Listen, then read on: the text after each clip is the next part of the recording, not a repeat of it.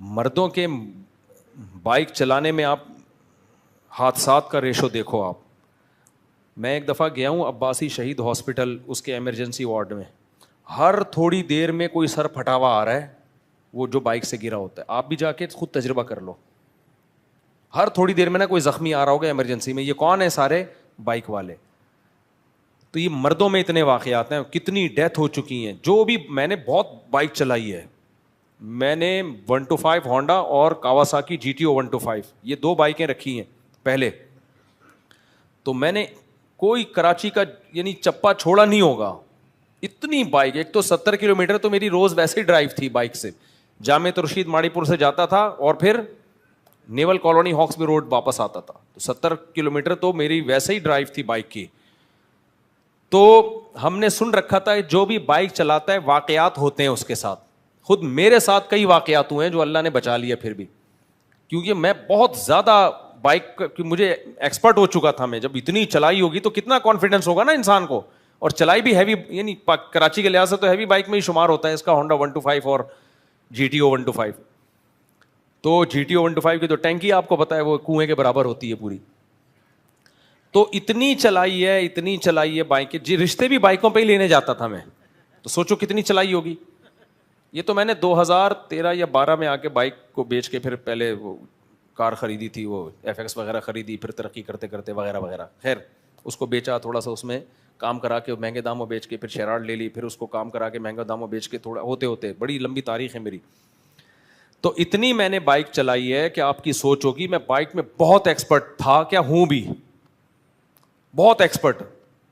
اس کے بعد بھی میرے ساتھ بہت سارے واقعات بائک کے ہوئے ہیں. تو میں تو کبھی بھی ریکمنڈ نہیں کرتا, یہ اللہ نے بچایا ہوا ہے تو میں موجود ہوں.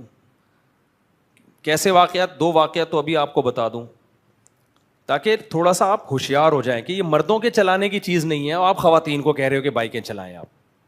آپ غریب آدمی بیچارہ مجبور ہے چلانے پر, چلائے وہ, لیکن بہت احتیاط اس میں ہے.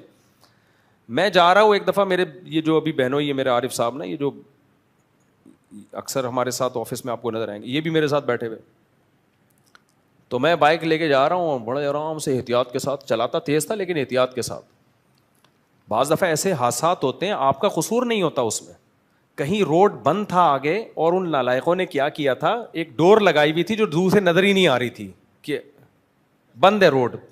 پاکستان میں پوچھنے والا کوئی نہیں ہے. ہم جا رہے ہیں یوں بھگا کے 125 نا, آگے وہ رسی آ گئی. اب آپ بتاؤ بندے کا حشر کیا ہوگا اس میں, وہ تو گیا کام سے. میں نے ایک دم بریک لگائی ہے اور پھسلتے ہوئے ہم رسی کے نیچے سے گئے ہیں دونوں, اور رگڑ سے جو ہے نا مر جاتا ہے آدمی ایسے موقع پہ. 125 پہ ہو, اسپیڈ میں ہو, لیکن اللہ نے بچانا تھا. اتنی سخت رگڑ آئی ہے یہاں پہ, گھٹنے چھل گئے ہم دونوں کے. اس کے بعد پھر گھر میں پڑے رہے, علاج ہوتا رہا, مدرسے کی چھٹی. پھر جس دن ٹھیک ہوا ہوں نا, اس دن بائک لے کر گیا ہوں تو روڈ زیر تعمیر تھا, گول گول پتھر اس میں ڈالے ہوئے تھے. جا رہے ہیں ابھی اسی پہ پھسل گئے دوبارہ وہی جہاں سے, اور ہنس بھی رہے ہیں, نیچے پڑے ہوئے ہم لوگ ہنس رہے ہیں. وہ میرے دوست ہیں نا بچپن کے, عارف صاحب, ہم دونوں ہنس رہے ہیں. ہنس رونا آ رہا ہے لیکن ہنس اس لیے رہے ہیں کہ ابھی تو ٹھیک ہوئے تھے, پلس پٹی اتری تھی, ایک دن بھی مہلت نہیں ملی, دوبارہ لیٹے ہوئے.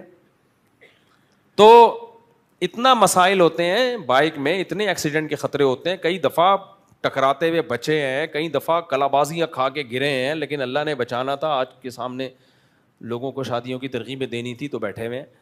لیکن جو بھی بائک چلاتا ہے نا, اس کے ساتھ واقعہ نہیں بلکہ واقعات ہوتے ہیں. کچھ سلیکٹڈ لوگ ہوتے ہیں جن کو اللہ بچا کے رکھتا ہے. ٹھیک ہے نا. ہمارے ایک جاننے والے, انہوں نے 40 سال بائک چلائی ہے, کوئی حادثہ نہیں ہوا. لیکن ایک دن جا رہے ہیں اپنی بیگم کو بٹھا کے, تو کیا ہوا کہ وہ فٹ پاتھ سے بائک ان کی غلطی سے ٹکرا گئی. وہ بہت آرام سے چلاتے تھے بائک کہ حادثہ نہ ہو, پھر بھی حادثہ ہو گیا.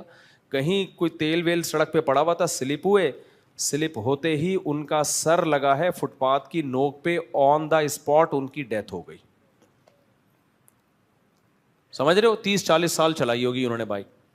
تو اس لیے ہم تو مردوں کے بائک چلانے کے لیے قائل. دنیا میں ایسے بائکیں کوئی نہیں چلا رہا ہوتا جیسے ہمارے یہاں چل رہی ہوتی ہیں. دنیا میں اگر چلتی بھی ہے, سعودی عرب میں اور باقی ملکوں میں ہیوی بائکیں ہوتی ہیں, ان کے مخصوص لائسنس ہوتے ہیں, بہت پاورفل قسم کے ہیلمٹ.